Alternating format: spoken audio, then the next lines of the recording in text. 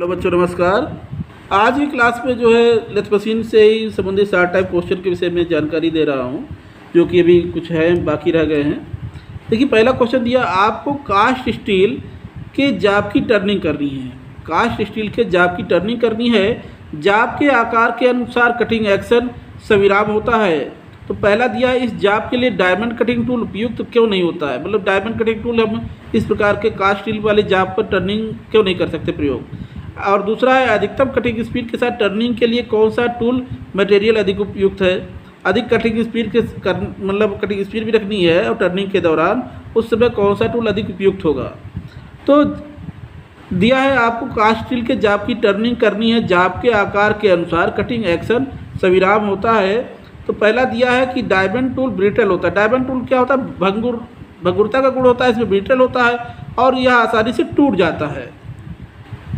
दूसरा दिया है अधिकतम कटिंग स्पीड के साथ टर्निंग के लिए कौन सा टूल मटेरियल वाले उपयुक्त होता है। कार्बाइड जो टिप वाली जो होती हैं वो ज़्यादा महत्वपूर्ण होती हैं, उनका प्रयोग किया जाता है। और कार्बाइड टिप दिया हुआ कैपिटल P-3/P-40/P-50 कार्बाइड टिप वाले टूल जो है अधिक कटिंग स्पीड में चलाए जाते हैं। अगला दिया है जाब की लंबाई की कुछ दूरी तक कार्बाइड टूल के चलने के बाद कूलेंट की सप्लाई की जाती है। जाब की लंबाई की कुछ दूरी तक कार्बाइड टूल के चलने के बाद कूलेंट की सप्लाई की जाती है। तो क्या होगा, कटिंग एज पर किस प्रकार का दोष दिखाई देगा, कटिंग एज पर जो है किस प्रकार का दोष दिखाई देगा और इस दोष का क्या कारण है। तो कटिंग एज पर जो है फाइन क्रैक्स विकसित हो जाते हैं। जाब की लंबाई की कुछ दूरी तक कार्बाइड टूल के चलने के बाद अगर कूलेंट की सप्लाई की जाती है तो कटिंग एज पर जो है फाइन क्रैक्स विकसित हो जाते हैं। और जो है इस दोष का कारण क्या है, आकस्मिक श्रिंकेज इसका कारण है, आकस्मिक श्रिंकेज। अगला क्वेश्चन है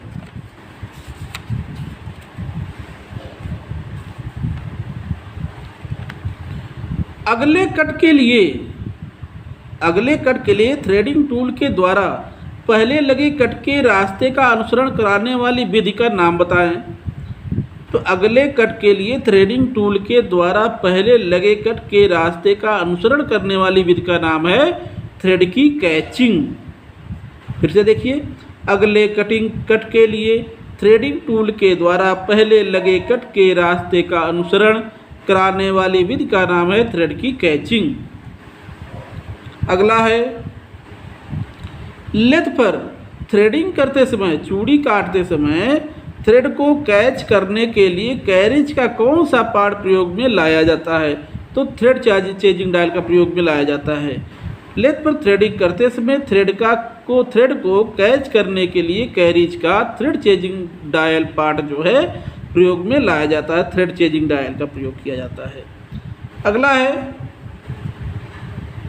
लेथ के उस पार्ट का नाम बताएं जिसे थ्रेड चेजिंग डायल की वर्म गियर के साथ संलग्न किया जाता है। वो हमारा लीड स्क्रू होगा। लेथ के उस पार्ट का नाम बताएं जिसे थ्रेड चेजिंग डायल की वर्म गियर के साथ संपर्क किया था। तो वर्म गियर के साथ कौन सा संपर्क होता है, लीड स्क्रू। अगला है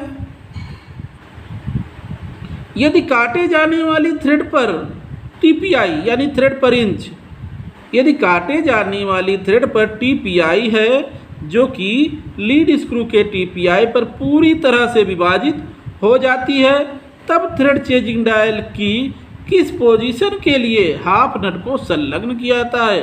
तो कोई भी पोजीशन के लिए जो है हाफ नट को संलग्न किया जाता है। फिर से देखिए, यदि काटे जाने वाली थ्रेड पर टीपीआई थ्रेड पर इंच है जो कि लीड स्क्रू के टीपीआई पर पूरी तरह से विभाजित हो जाती है, तब थ्रेड चेजिंग डायल की कोई भी पोजीशन के लिए हाफ नट को संलग्न किया जाता है। अगला है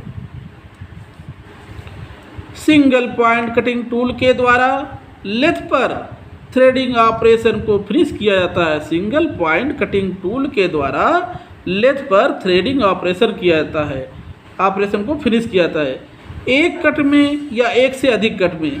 तो एक से अधिक कटों में जो पूरा किया जाता है। सिंगल पॉइंट कटिंग टूल के द्वारा लेथ पर थ्रेडिंग ऑपरेशन को फिनिश किया जाता है वो एक से अधिक कटों में पूरा किया फिनिश किया जाता है। तो बच्चों आज के लिए बस इतना ही। अगली क्लास में जो है थ्रेड से लेथ मशीन में से संबंधित जो है 60 टाइप क्वेश्चन अन्य हैं उसकी जानकारी दूंगा। सो थैंक यू, नमस्कार।